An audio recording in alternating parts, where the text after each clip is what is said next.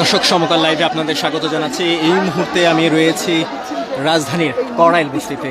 এই কড়াইল বস্তিতে বিকেল 5:22 অগ্নিকাণ্ডের ঘটনা ঘটে। এর পর কিন্তু ফায়ার সার্ভিস খবর পাওয়ার পর এই কড়াইল বস্তিতে ফায়ার সার্ভিস আসে এবং রাস্তায় তীব্র যানজট থাকার কারণে 30 মিনিট পর পৌঁছায় এবং 16টি ইউনিট এই মুহূর্তে কাজ করছে রাজধানীর কড়াইল বস্তির এই আগুন নিয়ন্ত্রণে।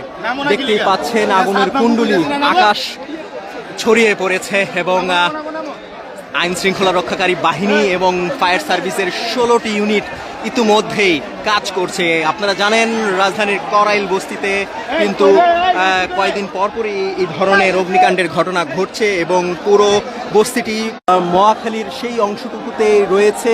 তাদের পাইপ টেনে এই সরু রাস্তা দিয়ে কিন্তু এই আগুন নিয়ন্ত্রণে তারা কাজ করছে এবং পুরো বস্তি জুড়েই কিন্তু উৎসুক এবং স্থানীয় যারা রয়েছেন তারাও সহযোগিতায় এগিয়ে আসছেন এবং স্বেচ্ছাসেবী সহ যারাই রয়েছেন রেড ক্রিসেন্ট এবং আইন শৃঙ্খলা রক্ষাকারী বাহিনী তারা সকলেই কিন্তু এই আগুন নিয়ন্ত্রণে কাজ করছেন এবং আমার সামনে পুরো আকাশ জুড়ে এবং সেটি নিয়ন্ত্রণে কিন্তু 16টি ইউনিট ইতিমধ্যেই কাজ করছেন এবং দেখতেই পাচ্ছেন যে আমার সামনে আকাশে লাল আগুনের কুণ্ডুলি আমরা দেখতে পাচ্ছি। সেটি কিন্তু বিকেল 5টা ধরে জ্বলছে এবং